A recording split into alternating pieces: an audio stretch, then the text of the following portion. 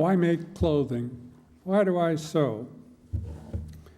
Probably the major reason I took up sewing was fear of Alzheimer's disease. Yes, I remember both my dad and his mother before him afflicted with this crippling condition. I was more than concerned about the familial nature of Alzheimer's disease. I reviewed the medical literature to see if I could avoid or postpone the inevitable. I found no real prospective therapies. The consensus I did find appeared to be just wait and see what happens. This was neither comforting nor acceptable. Confronted with the likelihood of possibility of Alzheimer's, I became inspired with the now famous motto of the Gray Panthers, use it or lose it. So I decided to exercise my brain as much as I could. My first exercise was to learn something completely new by learning conversational Spanish. It worked. I noticed a marked improvement in my memory for things such as phone numbers and recent events. Unfortunately, I still can't remember anybody's name, but I felt much more alert and connected. When I retired in 2005, I needed a new brain exercise to learn something completely foreign to me. I decided to take up tailoring. That involved both design and construction of men's clothing. As I embarked on my new adventure, I applied two constraints to assure me that I would have some sufficient mental challenge.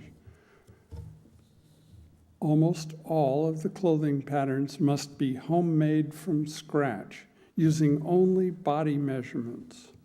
I would use no commercial patterns. My designs were to be unique and not like other garments one could buy commercially. I got a sewing machine, some fabric. I watched Susan Calgi on the DIY network religiously and jumped into making garments. Not all of the garments I made could be worn in public. And some of them I could not even get on. I became very familiar with two new words, unsewing and re-sewing. The joy of discovering new sewing technique coupled with bold new fabrics was not only challenging, but a source of joy for me. The production of garments that could actually be used by others added meaning to my life.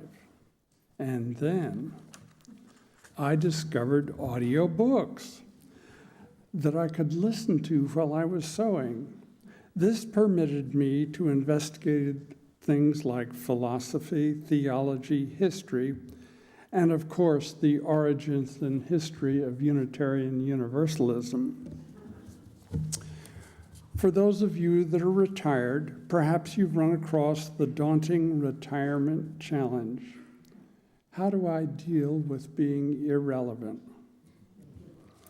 As a professional, my working career was filled with many and challenging opportunities.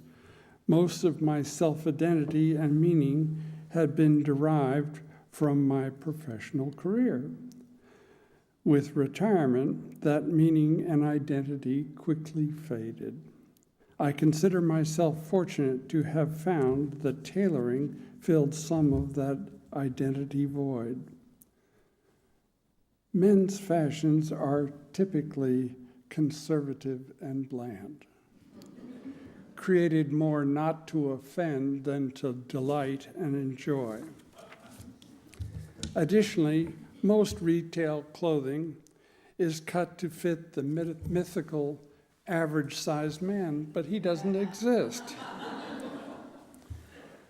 I can make unique, satisfying, and useful clothing for myself and others. When I make garments for others, I find an opportunity to enhance my own life as well as the lives of others. And finally, tailoring has provided an answer to the age-old philosophic conundrum: how shall I fill the time between now and the time I die?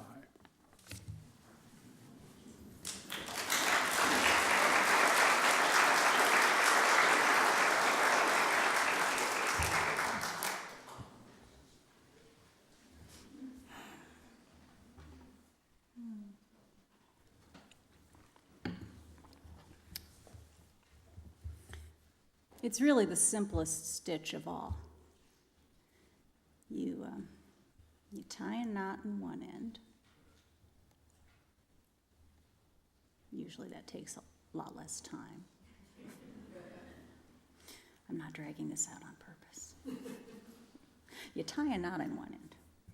And then the other end you thread through the eye of the needle. You smooth it out. And then you pick up your fabric, and you hold it taut between your fingers, and then with the needle, you pierce the fabric, not your fingers, and pull it through taut.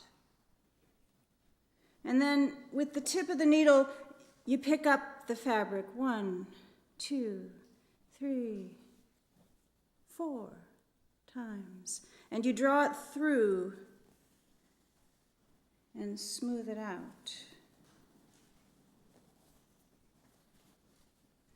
And then you have it. A clear, simple running stitch.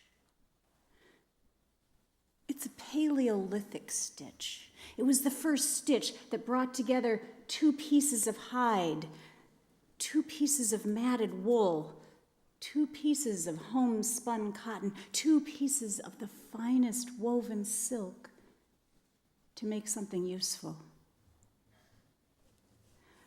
Ecclesiastes tells us there is a time to rend and a time to sow, and this is a time to consider sewing. A few years back, I offered to teach a group of campfire kids how to sew some simple garments. Most of the parents agreed to come help their kids, but one girl's mom wasn't able to help. No problem. 11-year-old Mary was well-behaved and smart enough that I told her she'd just be fine following along with me. I told her to show up with a couple of yards of fabric, and we'd go from there. When they came to my house, instead of just dropping Mary off, the mom hung around to talk a little while. I was polite, but I turned my attention to the matter of the fabric and choosing a pattern. The fabric they had brought was a sensible, solid blue. It was the blue of the color of the overalls that my uncles used to wear when they worked on engines. It was ugly. And given the plain navy pants and simple white blouse that Mary was wearing, I guessed that vanity was not encouraged in their home. Oh, but that blue fabric was just too ugly to mess with. Instead, I told Mary to go dig through my stash of fabrics. That's what it's called, a stash. And she found a nice piece of calico, light blue and sprigged with tiny white flowers, and it was perfect for her skirt. Meanwhile, her mother was explaining why she would not be able to help us. You see, she explained, her mother had never taught her to sew, never wanted her to sew, because her mother wanted her to be an engineer or a scientist. She didn't want her to be limited by girls' work or tied down by domestic drudgery. I listened politely, while quietly showing Mary how to find the fabric's grain so that the garment would hang correctly, and how to lay and pin that delicate tissue paper pattern. I listened while the mom told me that it was at her mother's insistence that she never learned to cook or sew because she presumed she would be making so much money that she would never have to do that and someone else would do that work for her. So that's why she never learned to sew and why she got a professional degree. Finally, I'd had enough. I turned to Mary, who was carefully pinning and cutting out the pieces, and I said, you know, if you think about it, sewing is really a kind of construction based upon engineering. And it takes a bit of trick because you're working with a flexible material and the goal is to cover a moving body.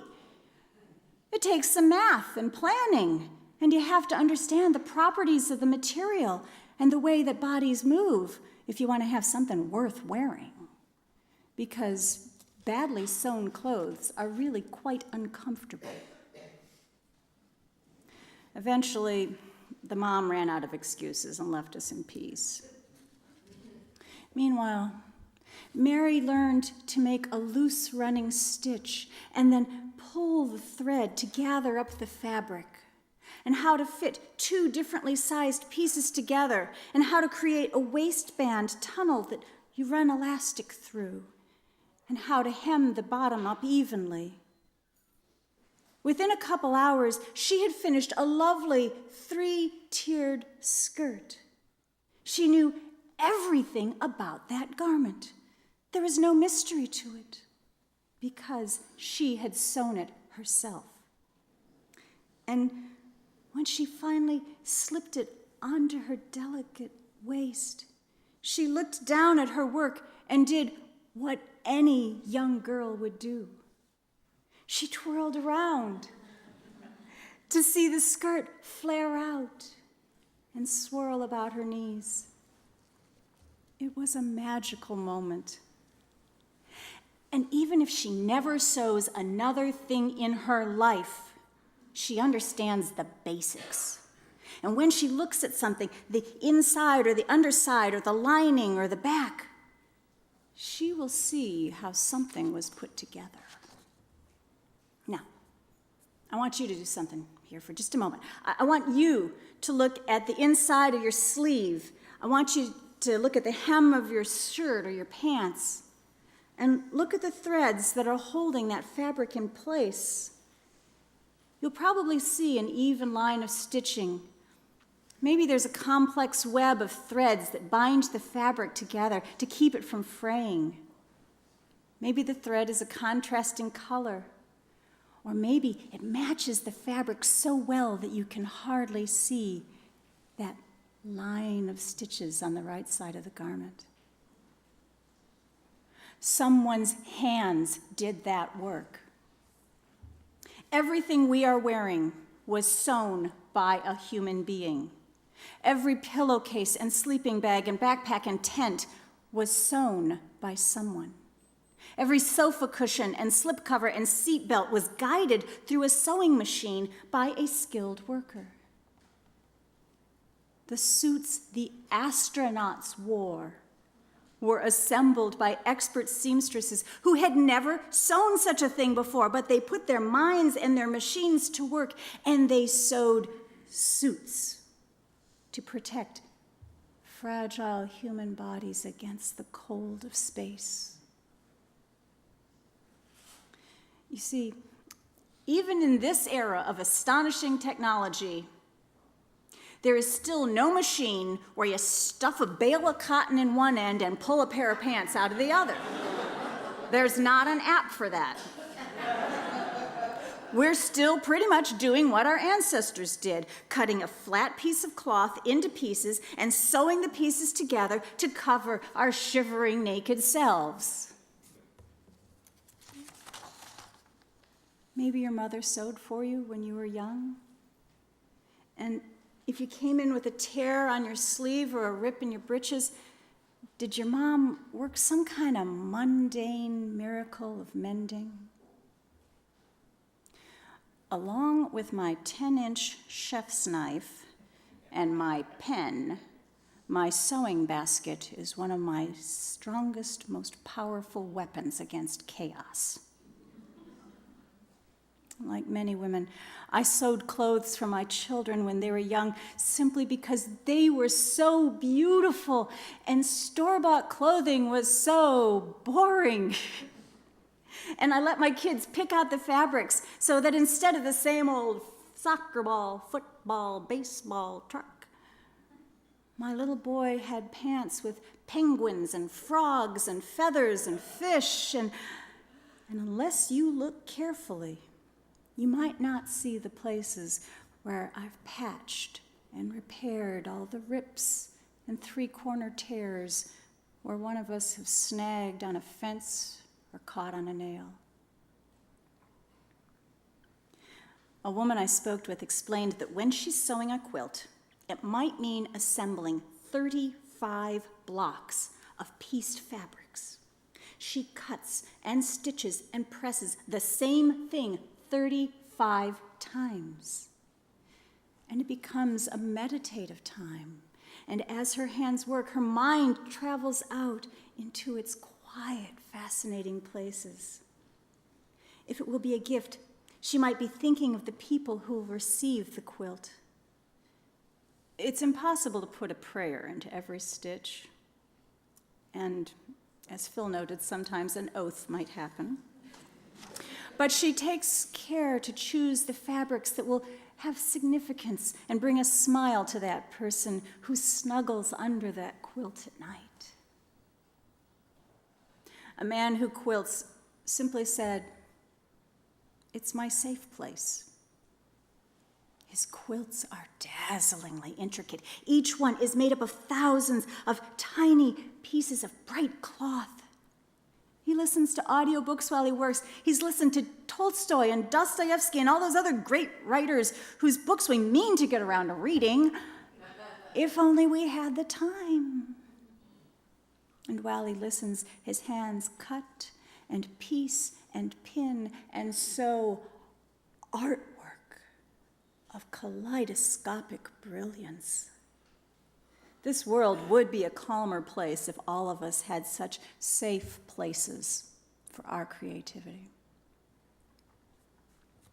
Now, choosing fabric takes practice, and it requires a sort of Buddhist lack of attachment, offset by a hoarder's mania. Choosing the color is only part of it. You also have to feel the fabric to determine the quality and the drape and any stretch or texture to it. And when we're searching for fabric, we move through the store shopping with our hands, and we just touch and rub and tug and even just wave it to see how it will move. And it's getting harder to find quality fabrics, so there's a certain amount of scowling while I'm shopping. And the goddess will just laugh at you if you think that you simply must have a certain fabric, because then you will not find it. Or you will find the perfect fabric, but not the perfect pattern, or vice versa. And we learn to buy up the fabric when we find it, and then wait for the pattern to show up, or vice versa. And this is how come fabric stashes grow so large. I was so lucky. I learned to sew from my mom. She taught me the correct 4-H way.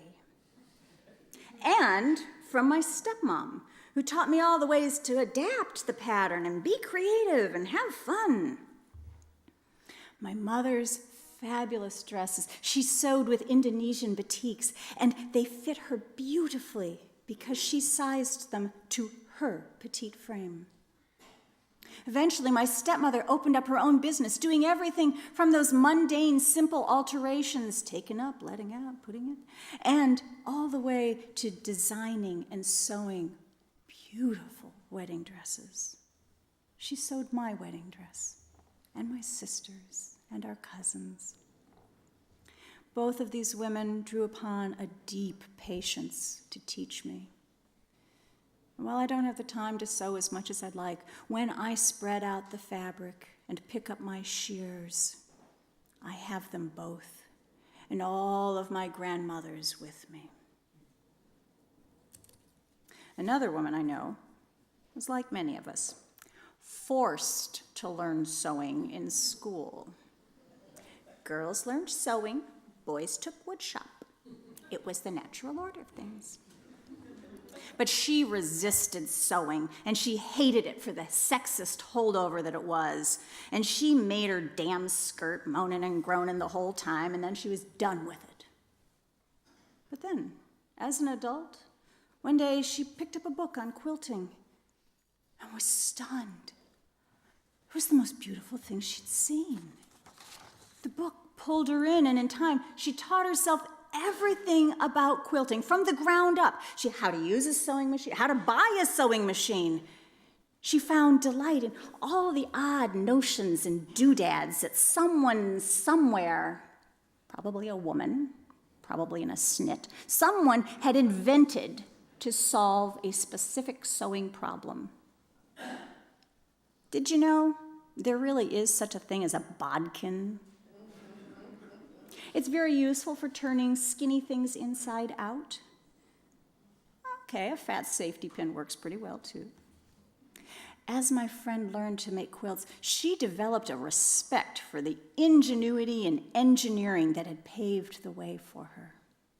And she loves choosing the colors and that moment when she drops in a little piece of lavender or orange and suddenly the whole thing turns spectacular. And when she sews a quilt, she is very selective of who receives them. Each one is more than a blanket. It's a gift of her time. I admit, sewing these days is anachronistic. It takes patience to learn how to sew and practice to learn how to sew something well enough to make something you'd want to wear out in public. Why bother? Someone else can do it cheaper and faster and better, and they're probably happy to have the work. I mean, it's not like there's slavery anymore, right? You know? These people are skilled laborers who get paid, right? Well, I don't want to depress you with details, but if you pay $5 for a t-shirt, you can be pretty sure that the person who sewed it did not even make 50 cents for their work. And even if you pay $50 for a shirt, you still can't be sure that the person in Vietnam or the North Marianas or Nicaragua was paid a fair wage. If you are vigilant, you can research your clothing choices, but there's not a lot of fair trade garments out there, unless you sew your own. When I wear something that I've sewn, I know that the only person who was unfairly compensated or exploited was me. So what else can you do? How can you stand in opposition to a global economy that treats workers and their products as disposable commodities? It's unrealistic for all of us to learn to sew clothing, really. But here's a suggestion. Treat every piece of clothing you already own as if it were handmade, especially for you. It might not have been hand-stitched, but hands did guide the fabric through the cutting and the stitching and the pressing.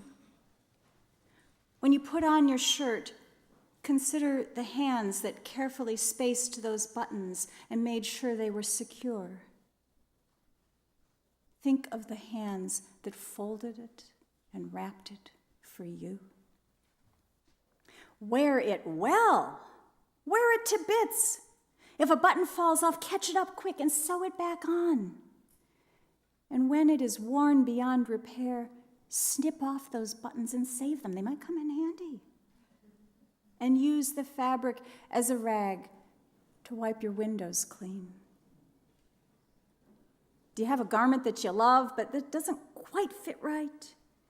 Take it to a local seamstress for alterations or repairs so that it fits you as you are now, not when you lose or gain or have an interview, right now.